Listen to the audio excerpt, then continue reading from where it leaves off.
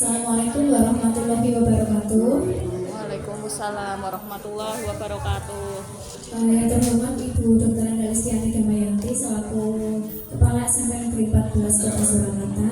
Yang terhormat Bapak Ibu semuanya, Dewan Guru SMK Negeri 14 Kota Surakarta. Perkenalkan Bapak Ibu, saya Cahya Wardani, ya CGP Angkatan 11 Kota Surakarta dari SMK Negeri 14 Kota Surakarta. Hari ini saya akan mengadakan pengibasan modul 1.4 disiplin positif ya.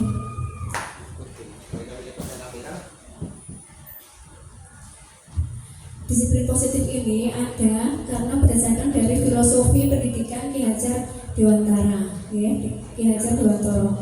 Salah satu filosofinya adalah guru itu ibarat petani Bapak Ibu. Kita di sini nanti diibaratkan itu sebagai seorang petani. Sekolah adalah lahan, ya. Sekolah adalah lahan atau tanah, dan murid itu ibarat benih. Ya. Jadi tugas kita di sini adalah memelihara benih-benih yang dalam artian adalah siswa kita agar bisa tumbuh, berkembang, dan kita merawatnya. Ya. Kemudian yang kedua, pendidikan adalah menuntun. Pendidikan adalah menuntun. Jadi kita menuntut murid-murid kita, ya, menuntun murid-murid kita sesuai dengan kodrat yang ada pada anak itu, baik itu kodrat zaman maupun kodrat alam, agar mereka mencapai keselamatan dan kebahagiaan yang setinggi-tingginya. Jadi ketika mereka keluar dari sekolah, mereka memiliki kodratnya masing-masing. Mereka bisa selamat dan bahagia. Itu adalah harapan kita semua. Kemudian yang ketiga adalah pendidikan menghamba pada murid. Ya. Pendidikan harus berpihak pada murid sesuai dengan minat, bakat, dan kemampuan mereka. Kata menghamba di sini bukan kita nurut dengan mereka, tidak. Ya, dalam kata menghamba itu adalah kita memfasilitasi siswa-siswa kita, murid-murid kita itu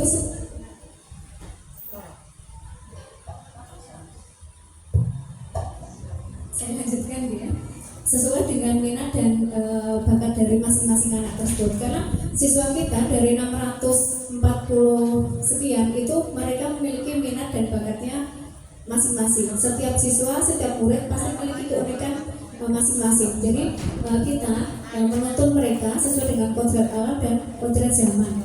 Ya, kodrat alam dan kodrat zaman. Yang dimaksud dengan kodrat zaman, ketika kita mengajar mereka itu sesuaikan dengan zaman yang ada sekarang Bapak Ibu.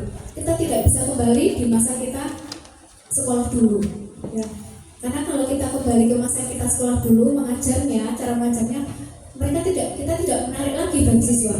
Kita paling ngomong, paling ngomong. Jadi ketika kita mengajar sesuai dengan kodrat zamannya, kita sesuaikan dengan zaman yang ada sekarang.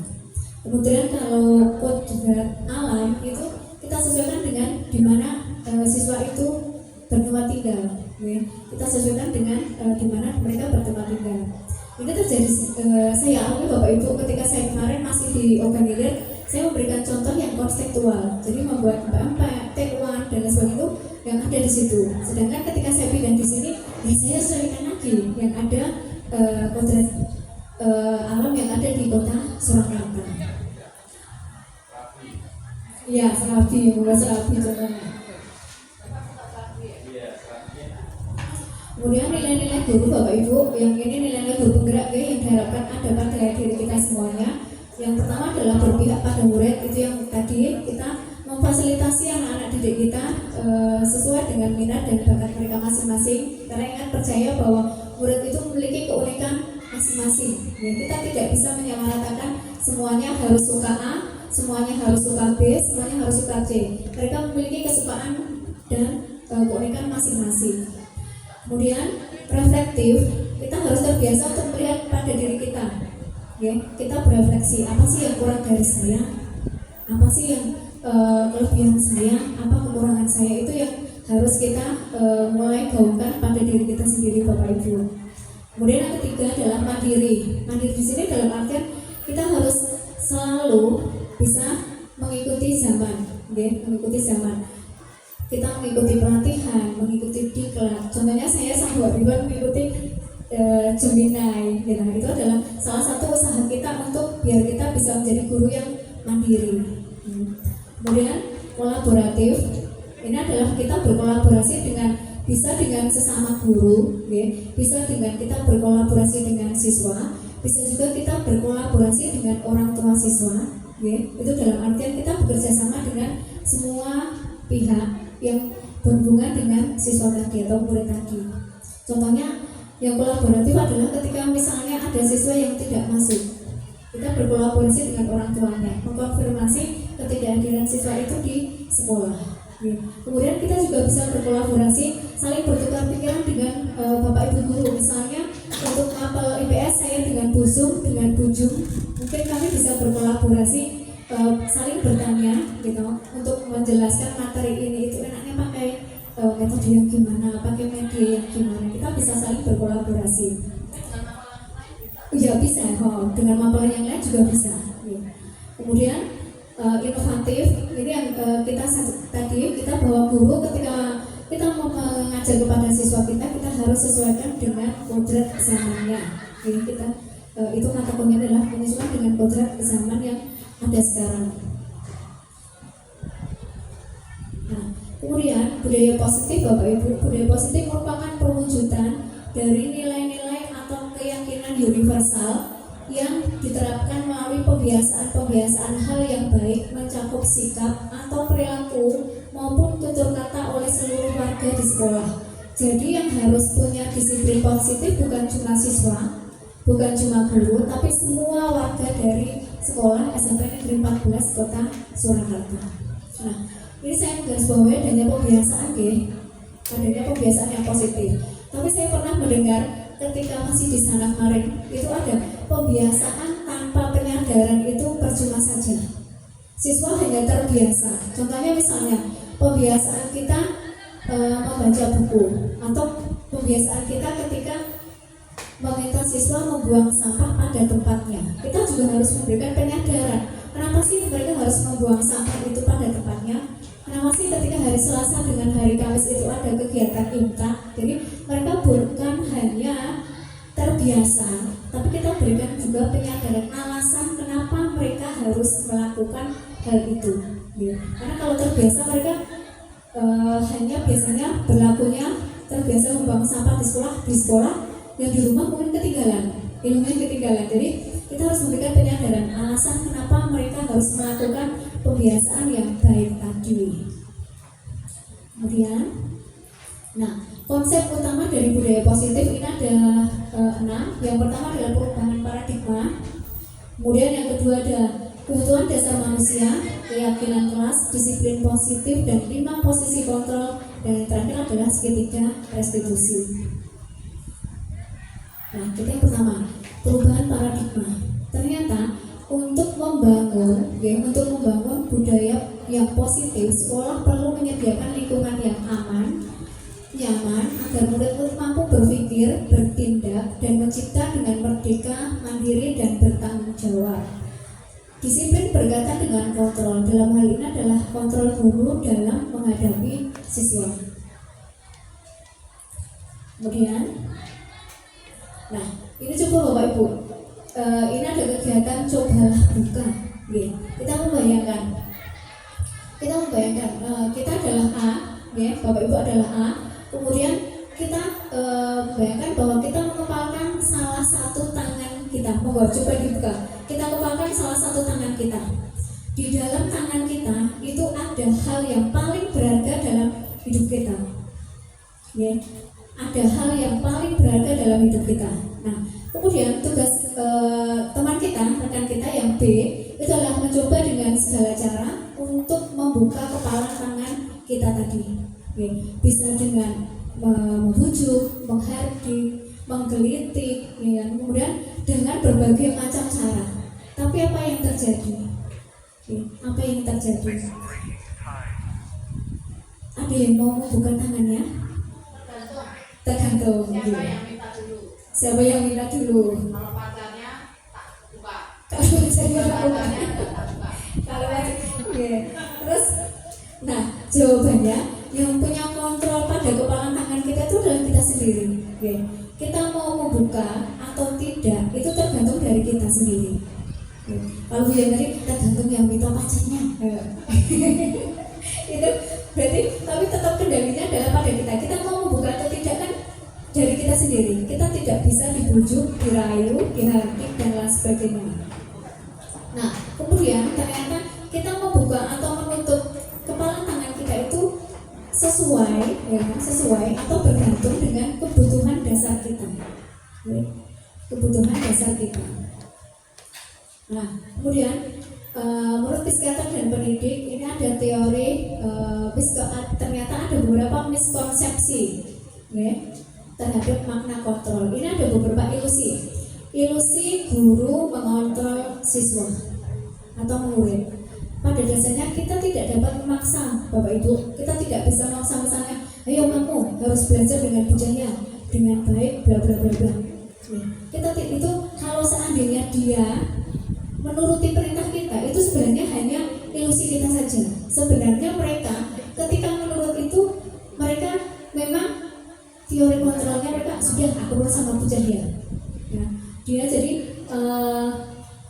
dia mengizinkan dirinya itu dikontrol oleh orang lain. Itu adalah ilusi guru mengontrol murid.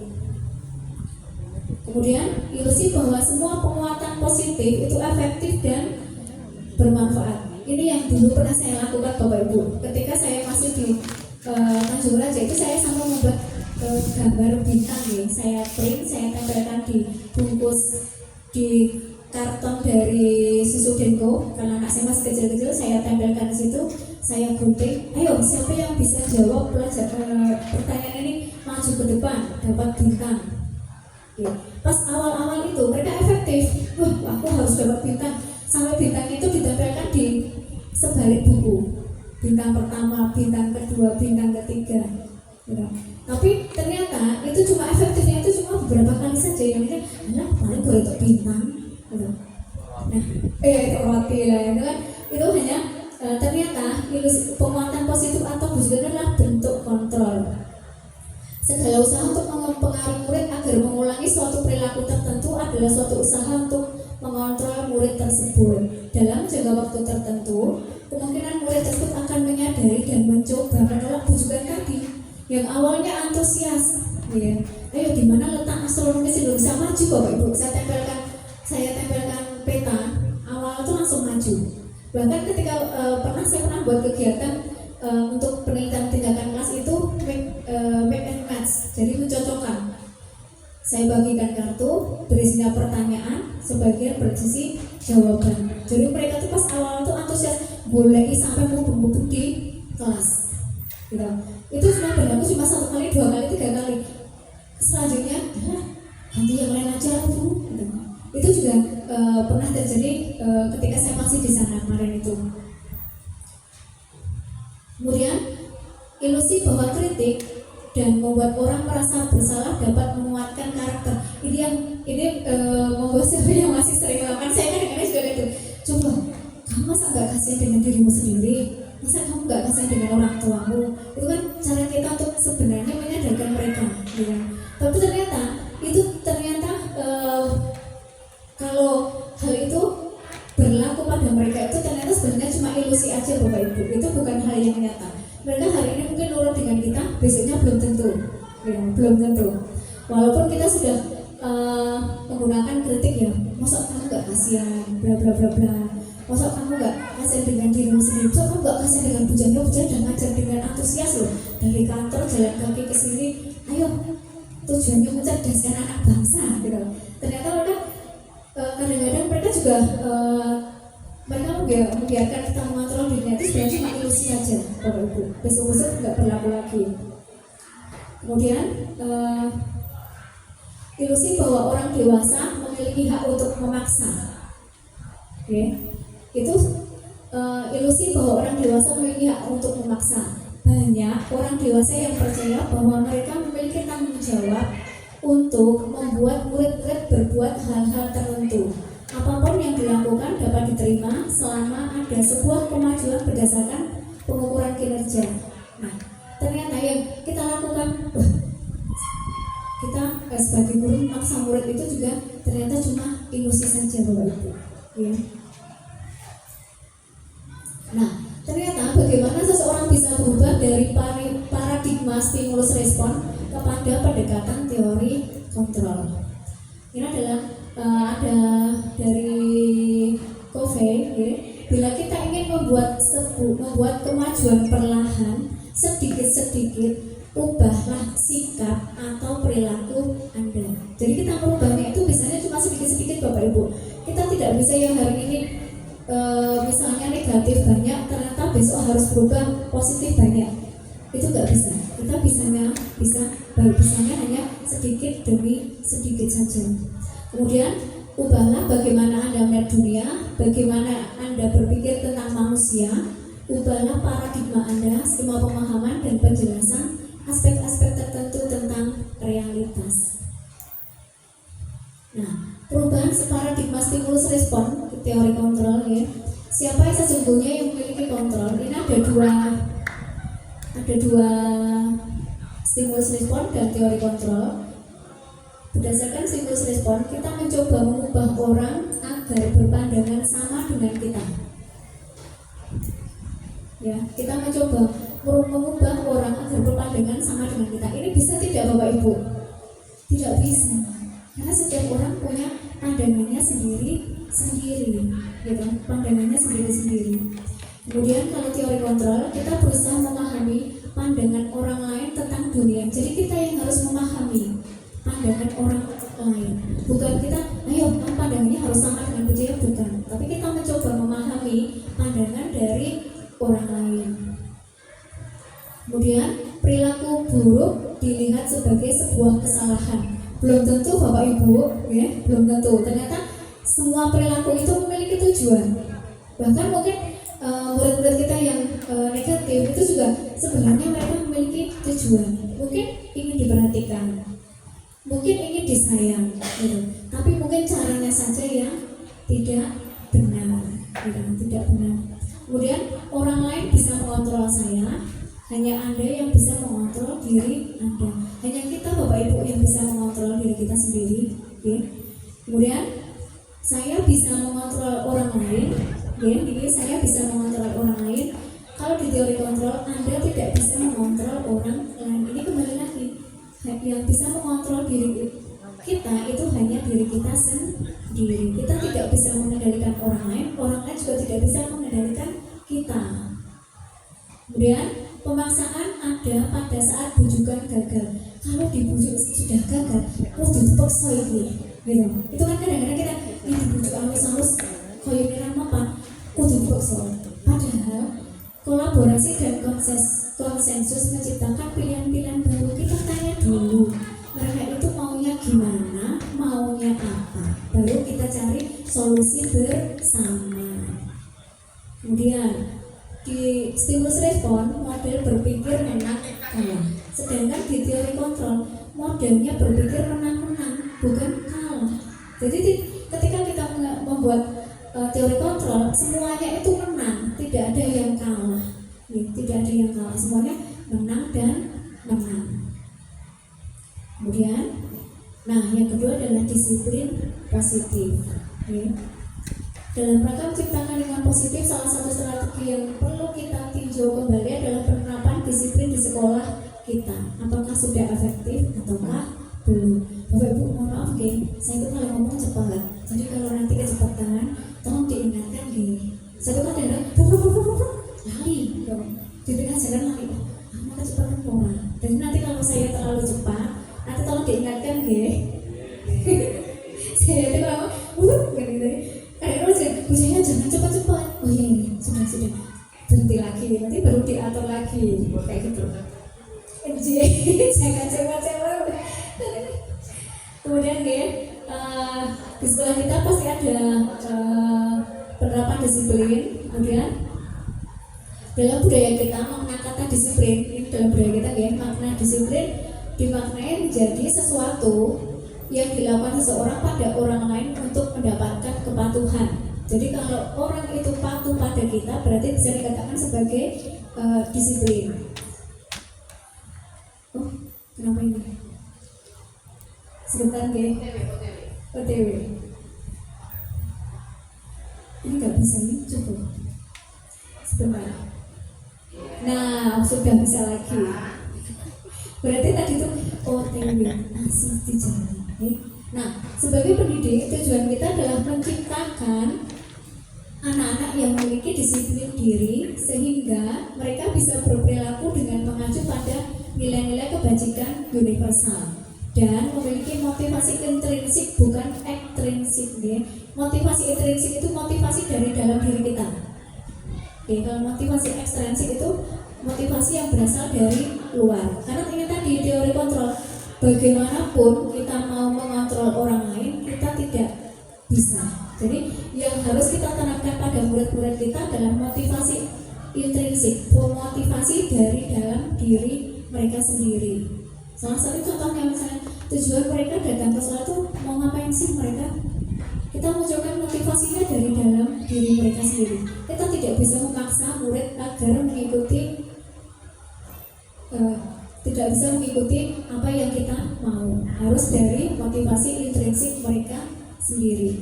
Kemudian nilai-nilai kebajikan adalah sifat-sifat positif manusia yang merupakan tujuan mulia yang ingin dicapai setiap individu. Kemudian nilai-nilai kebajikan universal berarti nilai-nilai kebajikan yang disepakati bersama, ya, yang disepakati bersama lepas dari suku bangsa, agama, bahasa maupun latar belakangnya. Jadi nilai-nilai kebajikan universal kita tidak memandang agama, kemudian latar belakang dan bahasa. Nah, apa sih sebenarnya nilai-nilai kebajikan? Nilai kebajikan yang ingin dicapai oleh setiap anak Indonesia itu tertuang dalam profil pelajar Pancasila. Nah, apa isi dari profil pelajar Pancasila? Yang itu adalah beriman dan bertakwa kepada Tuhan Yang Maha Esa. Kemudian berakhlak mulia, mandiri, bernalar kritis, berkebinekaan global, bergotong royong dan kreatif. Salah satu pelaksanaan dari profil pelajar Pancasila adalah kegiatan P5. Kemudian, nah ini ada 3 motivasi dari perilaku manusia. Yang pertama adalah untuk menghindari ketidaknyamanan atau hukuman. Kadang-kadang murid itu melakukan kegiatan itu biar tidak dihukum saja. Misalnya contoh, di hari Senin harus memakai topi, dasi, atribut lengkap. Itu motivasi mereka itu kalau masih pada menghindari kenyamanan atau hukuman. Kemudian yang kedua, untuk mendapatkan imbalan atau penghargaan dari orang lain. Ini yang saya katakan tadi, ketika bisa menjawab soal nanti dapat bintang 1. Ya, itu berarti mereka masih mengharapkan imbalan dari bapak ibu gurunya, belum motivasi dari internal. Kemudian yang ketiga yang paling tujuan dari disiplin positif adalah untuk menjadi orang yang mereka inginkan dan menghargai diri sendiri. Nah, itu adalah motivasi dari dalam diri bapak ibu. Bagaimana kita bisa memberikan penyadaran kepada siswa-siswa kita, kepada murid-murid kita, agar mereka memiliki motivasi menghargai dirinya sendiri. Itu adalah salah satu dari tujuan disiplin positif. Nah, dan tujuan dari disiplin positif adalah menanamkan motivasi yang ketiga tadi, Bapak Ibu ya. Yang ketiga tadi itu menghargai diri sendiri dengan nilai-nilai yang mereka percaya. Itu adalah tujuan dari disiplin positif. Nah, motivasi intrinsik tadi, perhatikan di kalimat motivasi intrinsik yang berdampak jangka panjang. Jadi yang mereka bawa itu motivasi yang berjangka panjang itu adalah yang berasal dari dalam diri mereka sendiri, bukan dari paksaan guru, bukan dari bujukan guru dan lain sebagainya. Nah, yang ketiga adalah kebutuhan dasar manusia. Ini menurut Dr. William menyatakan bahwa seluruh tindakan manusia memiliki tujuan tertentu, baik hal yang positif maupun hal yang negatif, memiliki tujuan tertentu untuk memenuhi kebutuhan dasarnya.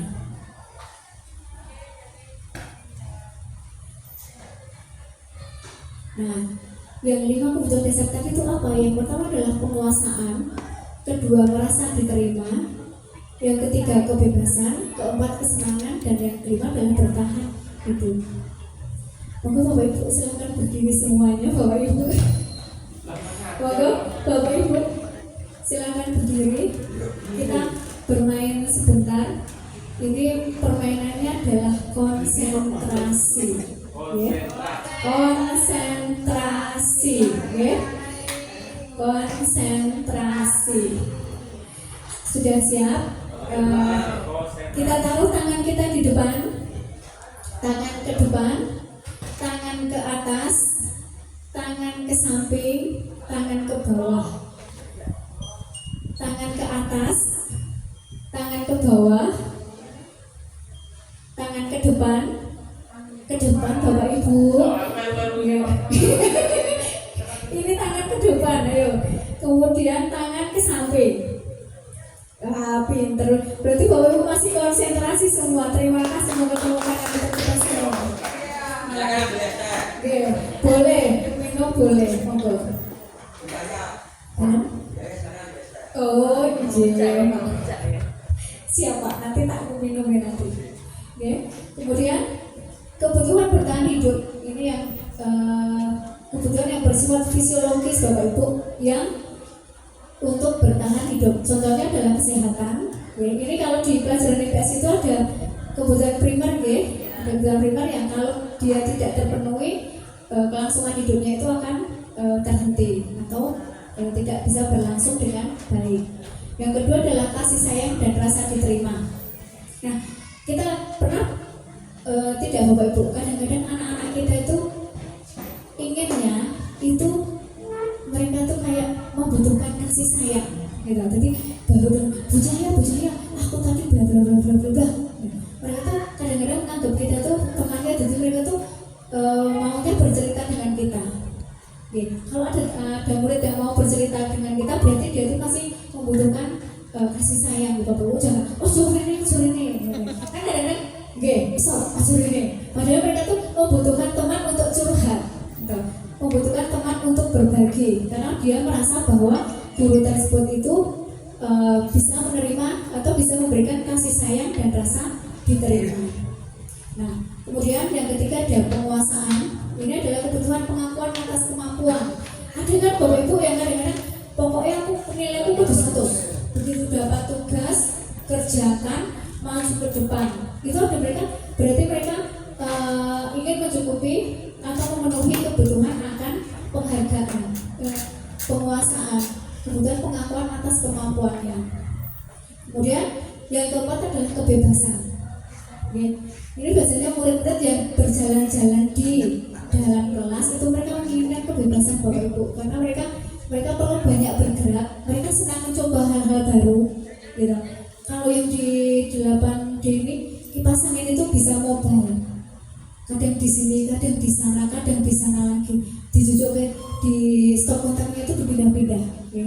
Karena mereka mereka menginginkan adanya kebebasan. Yang kelima adalah kesenangan, kebutuhan untuk merasa senang. Ini yang kalau Bapak Ibu guru sering memberikan materi pembelajaran dengan menggunakan game, puzzle bisa, kemudian crossword bisa, cari kata, itu mereka paling senangnya di situ. Karena mereka menciptakan senang. Ya. Bahkan saya pernah membuat komik digital Bapak Ibu, tapi pernah diprotes juga sih sama murid saya karena fotonya itu foto yang lama. Karena saya buatnya tahun kemarin, dipakainya tahun ini. Jadi mereka senang ketika kita memberikan sesuatu hal yang baru. Saya pernah membuat komik digital dan kebetulan sekolahnya boleh membawa HP dengan syarat-syarat tertentu tuh. Jadi mereka begitu saya share komiknya, mereka langsung membaca. Dan membacanya, ternyata kayak gini, itu ada kebutuhan untuk merasa senang. Itu yang paling senang murid-murid yang ketika belajar sambil bermain. Kemudian 5 posisi kontrol guru. Yang pertama adalah penghubung, yang kedua adalah pembuat merasa bersalah, 3 teman, 4 pemantau, 5 adalah manajer. Nah, ini yang dulu masih sering saya lakukan Bapak Ibu, ya. Kita sebagai penghubung, karena kita banyak beranggapan bahwa ketika murid itu melanggar, tidak tertib, itu yang jalan paling ampuh itu adalah kita memberikan hukuman, ya. Tapi ternyata dampaknya, ya, dampak dari hukuman dari kita kepada murid itu adalah dapat menjadi pendendam. Pernah mendengar cerita misalnya guru diapakan ban motornya dikempes, jelasin. Nah, itu berarti karena kita memberikan dampak negatif yang berkepanjangan pada murid. Ya. Kemudian pemberontak, saya yakin tidak ada satupun murid yang ketika kita berikan hukuman dia tidak memberontak, pasti akan memberontak. Kemudian menyalahkan orang lain, ya, menyalahkan orang lain. Dampak yang lebih buruknya, murid akan mengalami keterpurukan mental, lunturnya rasa percaya diri dan kesedihan yang berkelanjutan. Kemudian yang kedua adalah pembuat rasa bersalah. Ini dulu yang saya juga pernah mengatakan dulu, saya juga sering melakukan yang guru membuat merasa, maksudnya tuh biar menyadarkan gitu, biar menyadarkan ke anak. Tapi ternyata enggak tuh, malah dampaknya apa? Pada mereka memiliki bahwa mereka itu memiliki nilai yang buruk. Ya, mereka tuh misalnya, kamu tolong, ayo dengarkan, kamu masa enggak kasihan dengan orang tuamu? Kamu gak kasar dengan bapakmu yang pagi bekerja dari subuh nanti pulangnya malam. Ternyata dampaknya apa? Mereka menilai bahwa berarti aku uang elek ya. Jadi dampaknya adalah penilaian diri yang buruk. Kemudian murid akan merasa bersalah dan tidak berharga. Ya.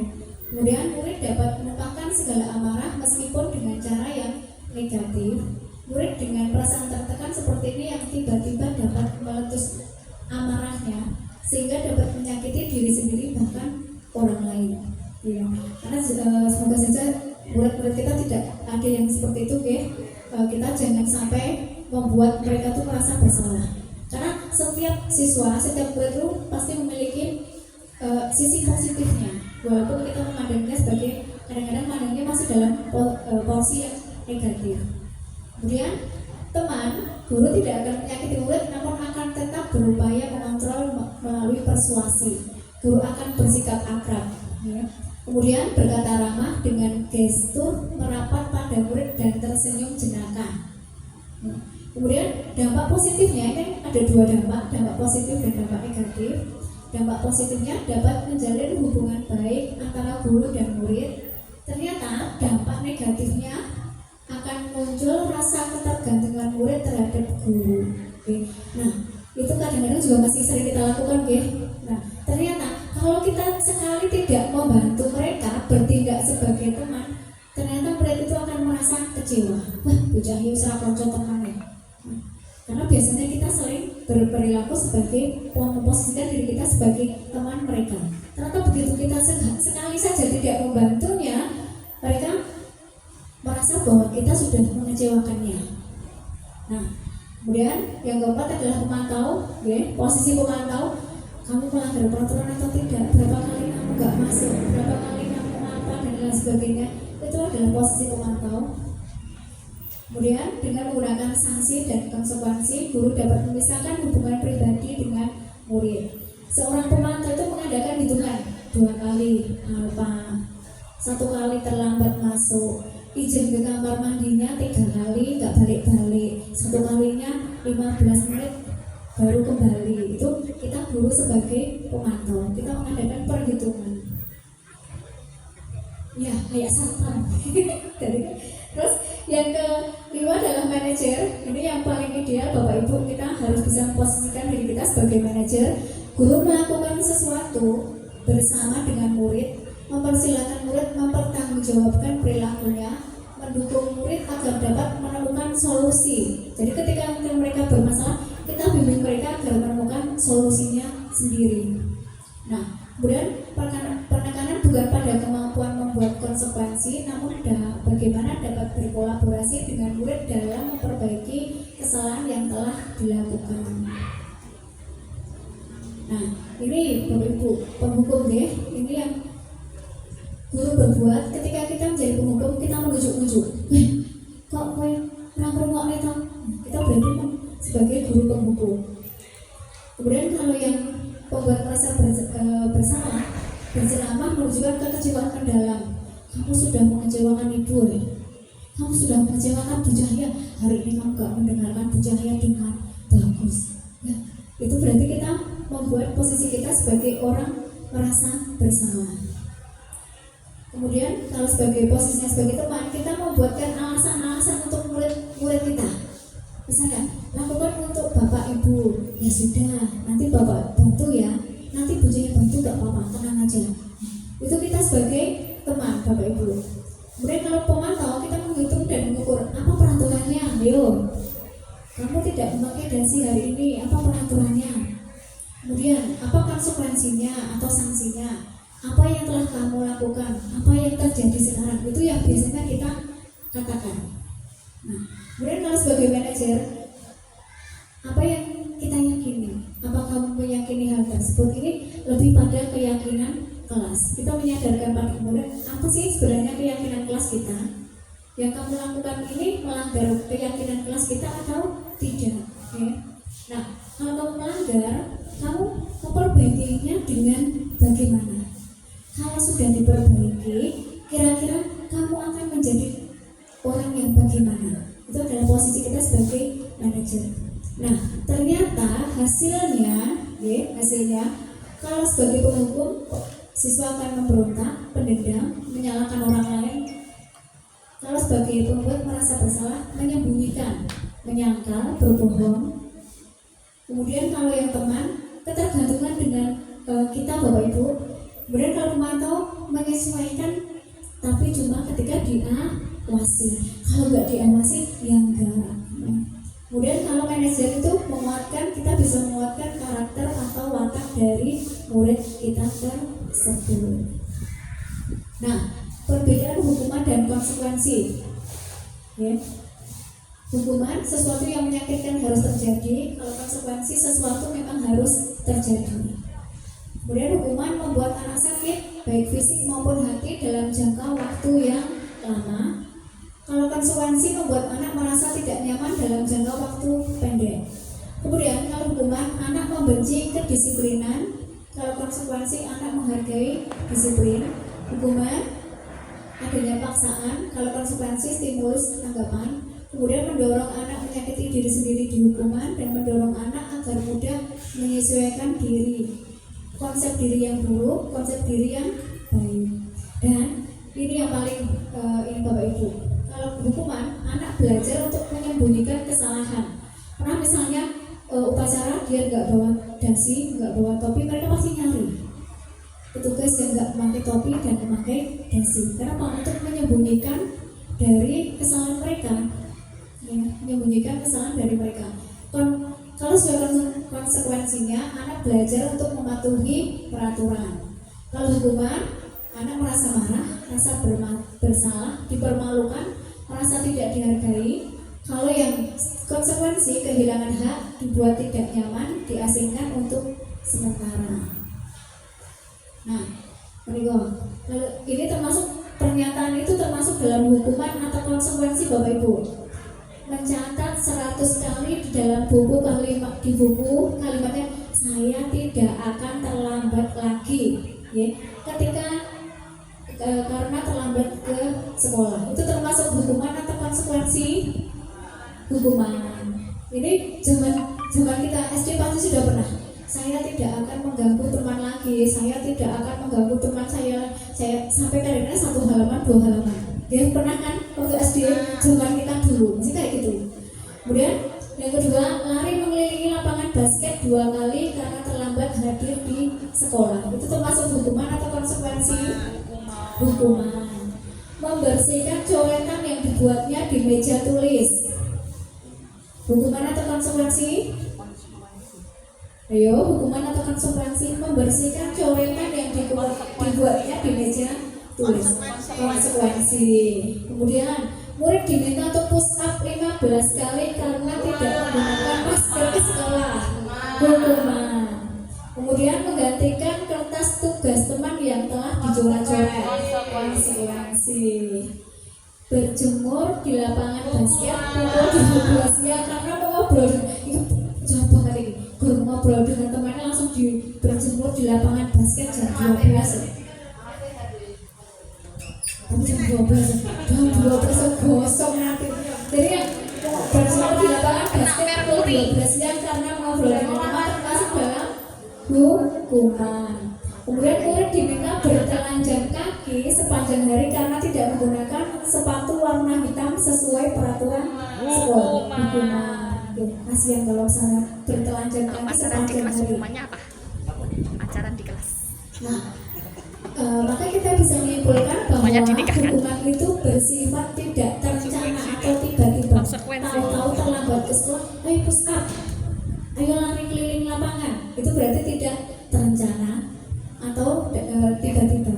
Sedangkan konsekuensi itu sudah terencana dan sudah disepakati, sudah dibahas dan disetujui oleh murid dan guru. Umumnya bentuk-bentuk konsekuensi dibuat oleh pihak guru atau sekolah dan murid sudah mengetahui sebelumnya konsekuensi yang akan diterima bila ada pelanggaran. Jadi kalau aku nanti berarti terlambat ke sekolah itu konsekuensinya apa, itu mereka sudah tahu duluan. Kalau hukuman tadi datangnya secara tiba-tiba atau tidak terencana. Kemudian yang kelima adalah keyakinan kelas.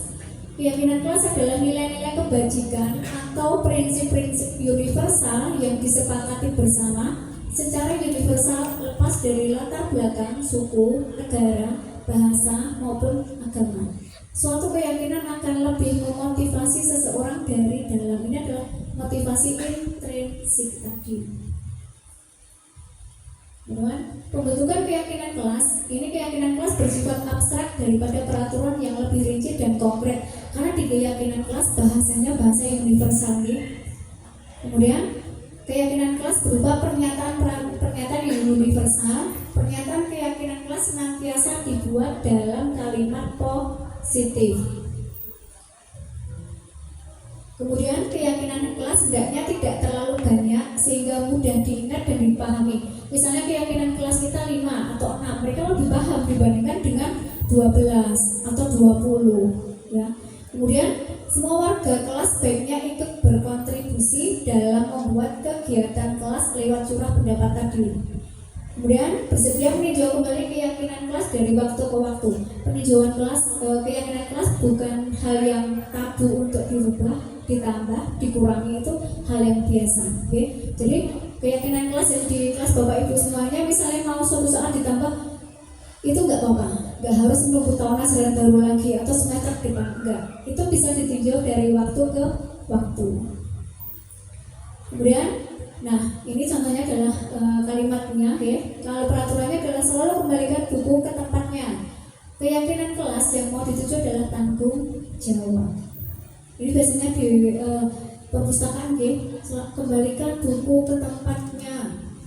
Itu ternyata begitu ditulis, misalnya dibuat keyakinan di kelas perpustakaan, itu bisa kita bertanggung jawab. Bertanggung jawab. Kemudian dilarang mengganggu orang lain. Itu adalah menghormati orang lain dan diri sendiri. Kemudian hadir di sekolah 15 menit sebelum pelajaran dimulai. Itu adalah keyakinan kelasnya dalam menghormati orang lain, berkomitmen pada tujuan. Dilarang melakukan kekerasan. Ini adalah keselamatan, menghormati orang lain. Dilarang menggunakan narkoba, itu adalah kesehatan. Bergantian atau menunggu giliran, menghormati orang lain dan kesabaran. Gunakan masker, kesehatan, keselamatan. Jangan berlari di kelas atau koridor. Ini adalah keselamatan dan keamanan.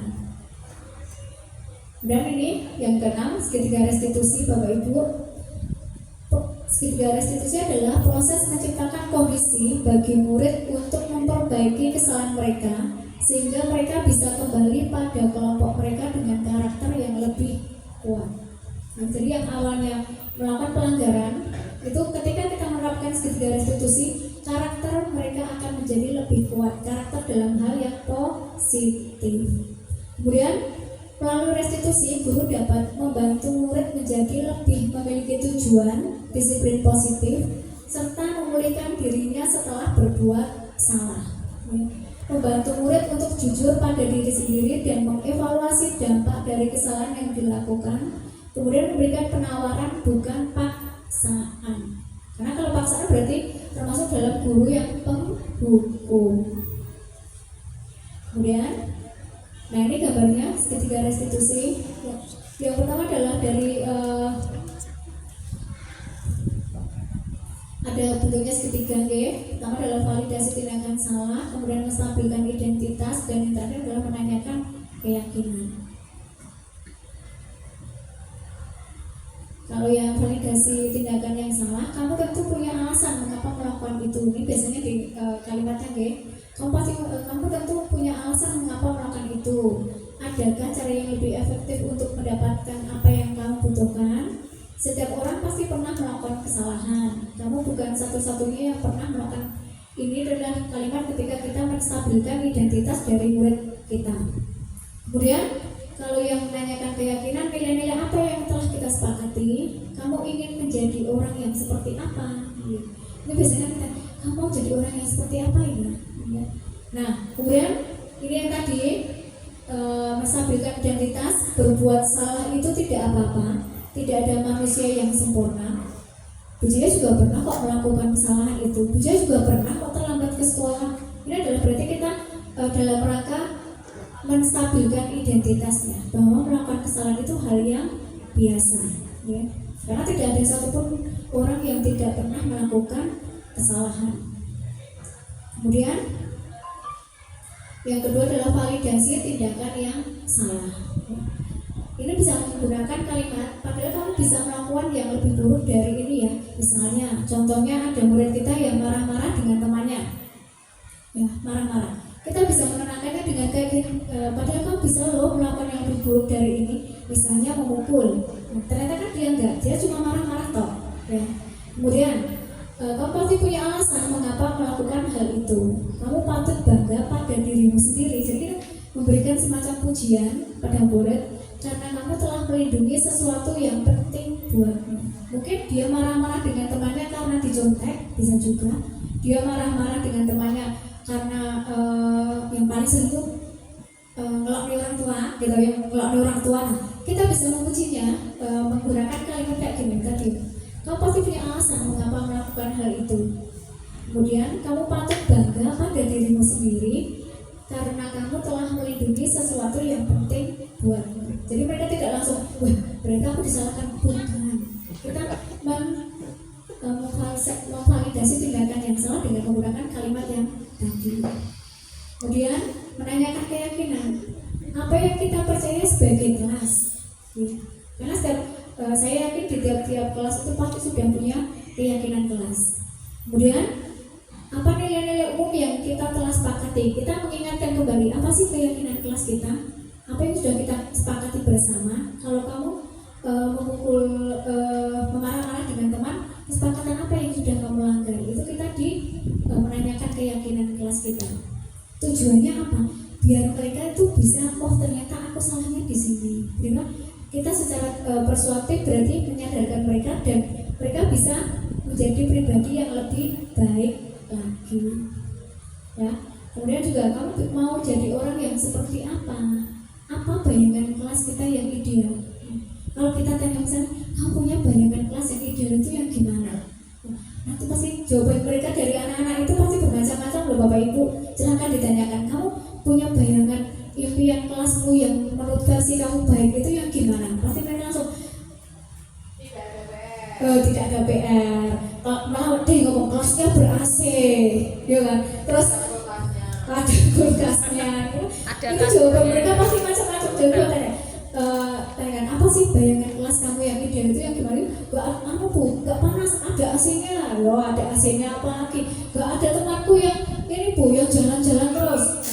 Terus tidak ada temanku yang membuang sampah, gitu. Membuang sampah di laci mejanya. Itu bayangan dari mereka nanti, impian mereka tuh bermacam-macam.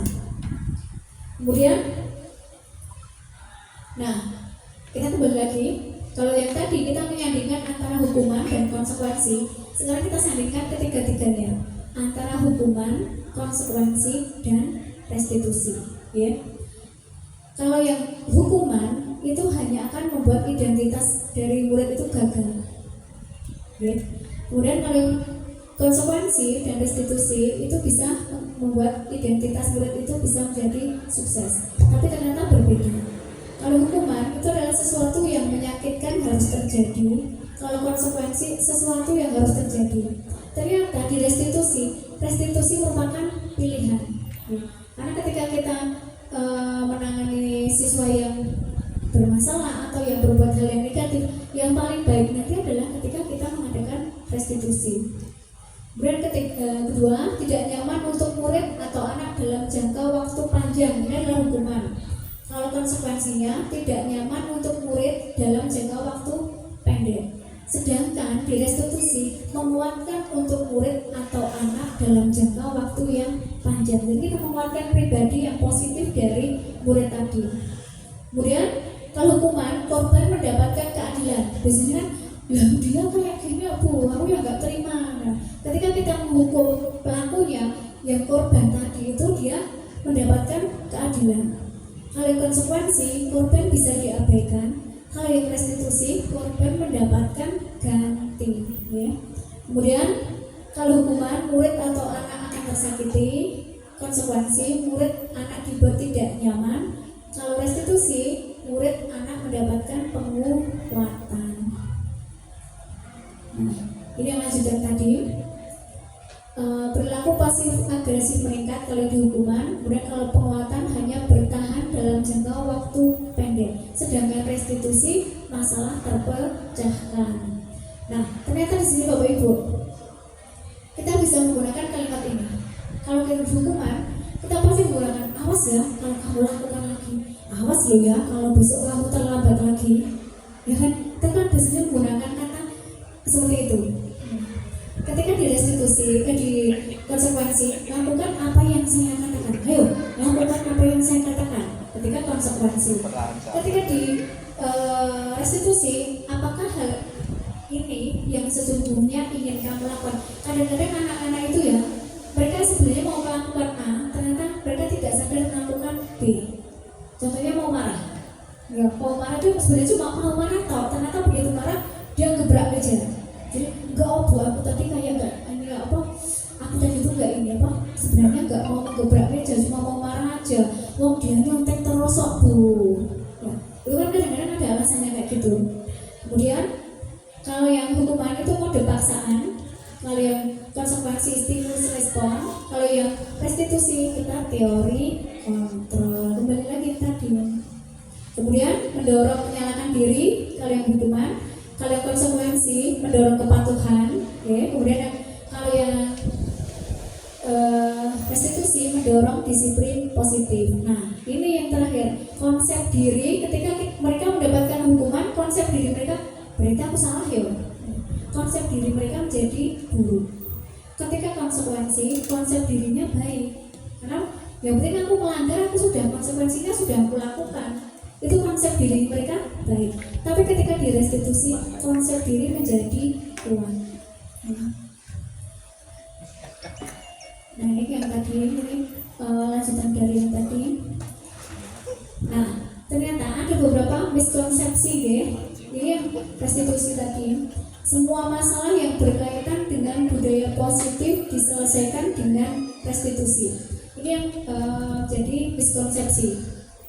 Nah, ternyata penjelasannya, segitiga restitusi merupakan salah satu pendekatan disiplin positif untuk menyelesaikan permasalahan siswa terkait pelanggaran aturan.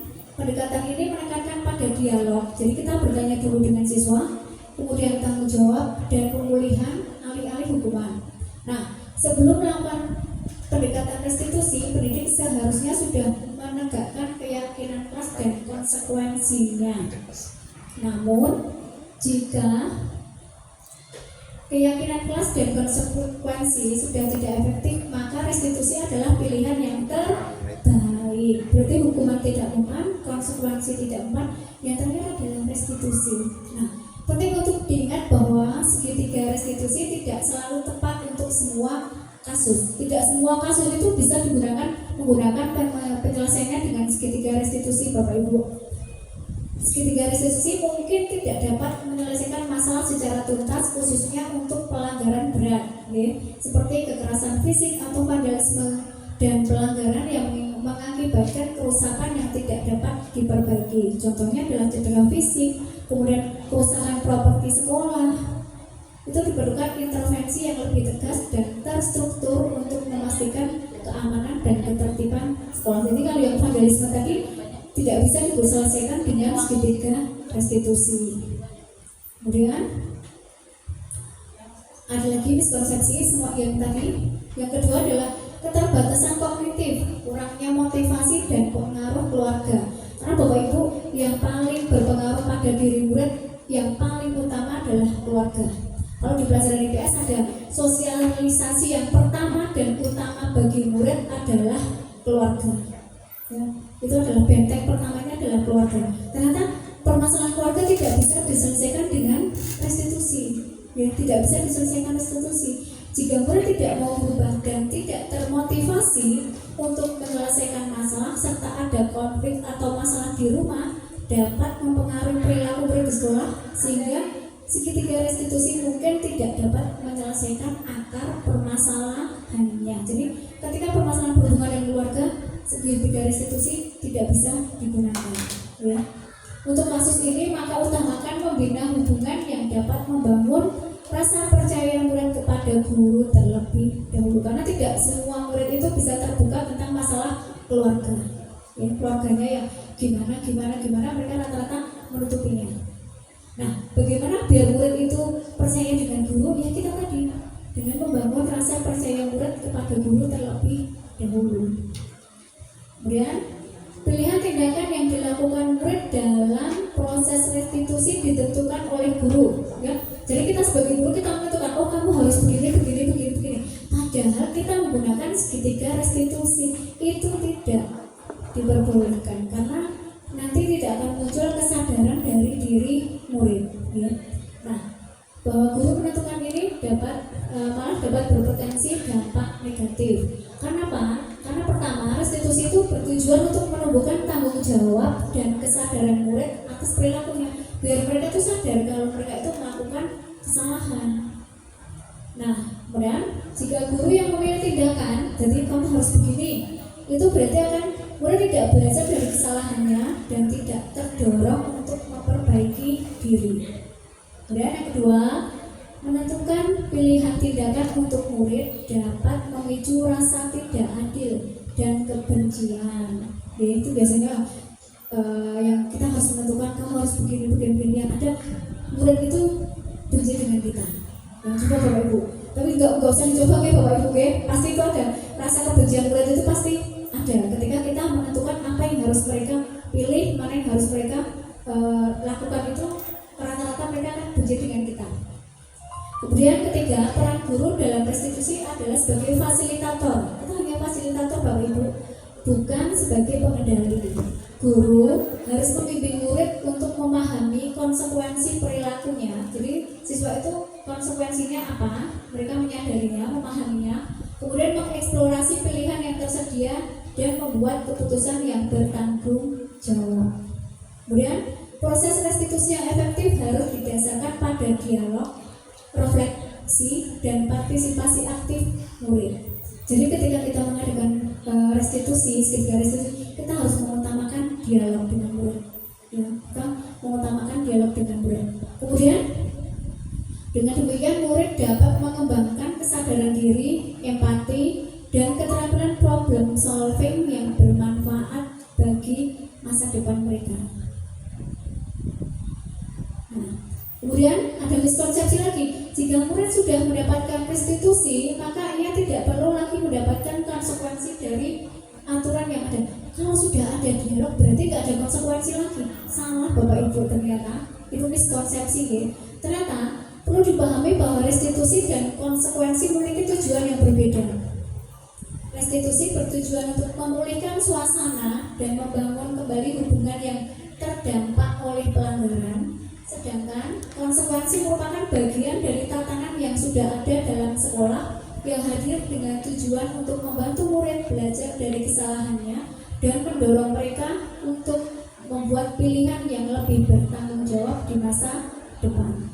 Kemudian, setelah restitusi dilakukan, maka konsekuensi tetap harus dijalani murid sebagai bentuk pertanggungjawaban dari perilaku yang sudah dilakukan murid. Jadi walaupun kita sudah melakukan segitiga restitusi, konsekuensinya tetap harus dilakukan sebagai bentuk pertanggungjawaban dan dari perilaku yang sudah dilakukan murid tadi. Nah, sudah Bapak Ibu, adakah yang mau bertanya? Monggo, adakah yang mau bertanya? J, monggo.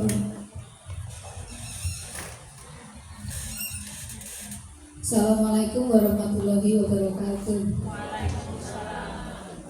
Ini saya sekedar sharing ya Bu. Jadi pengalaman saya tuh mulai mengajar itu sejak tahun 2000. Kemudian saya diangkat 2005. Jadi selama ini murid berangkat sekolah itu mau ngapain, tujuannya apa. Kemudian guru berangkat mengajar itu tujuannya apa, itu harus disamakan persepsinya dulu. Jadi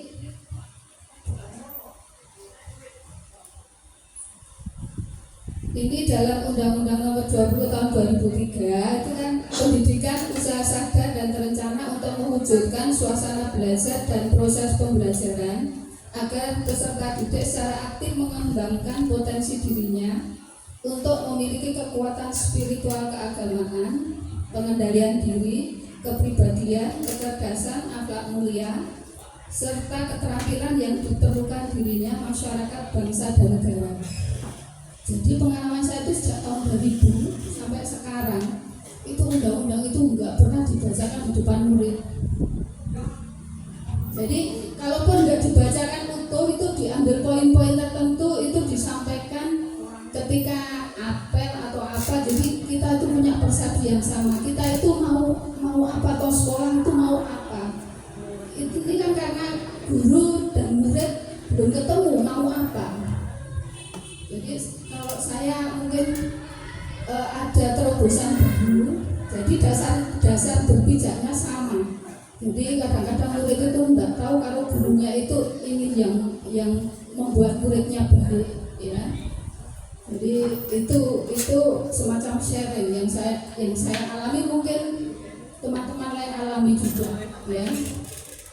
Kemudian gini Bu, ketika kita memposisikan sebagai teman, bocah itu kayak boleh perhatian gitu Bu, malah nyedak duduk di tempatnya nggak mau, malah dekat ke gurunya, malah berkumpul di dekat gurunya, pengen malah ini kadang-kadang tidur di depan pijakan itu, di depan pijakan papan tulis, katanya capek. Nah ini kalau begitu boleh, ya saya merasa baik-baik saja. Tapi kalau kita bayangkan kelas yang baik itu yang anaknya duduk tenang semua kayak zaman dulu, kan saya merasa gagal. Lah kita samakan persepsi, kalau anak itu di kelas mondar-mandir boleh, kemudian mendekat menggerombol ke gurunya boleh, itu tidak dianggap kelas yang gagal, atau kelas yang baik itu yang muridnya dia semua duduk di kursi dari jam pertama sampai jam terakhir. Itu kita samakan persepsi dulu. Karena kan kita disyuting tuh, wah ini kelasnya yang beradil, belajar mawar gitu ya. Jadi saya memposisikan sebagai apa? Kalau seperti itu boleh ya, saya merasa tidak bersalah gitu ya. Tapi kalau muridnya harus duduk di kursi terus, maka kami kan harus bagaimana membuat anak seperti itu. Kita samakan persepsi dulu. Terima kasih Bu Jum. Kalau tujuan Bu Jum datang ke sekolah mau ngapain?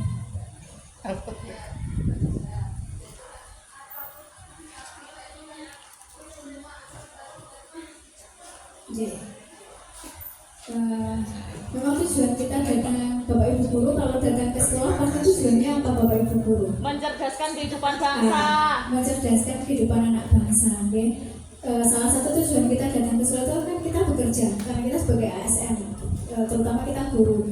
Dan dalam bayangan kita atau dalam kita mau hari ini mau ngapain itu kita pasti sudah terencana. Yang kita wujudkan dalam bentuk RPP tadi, okay?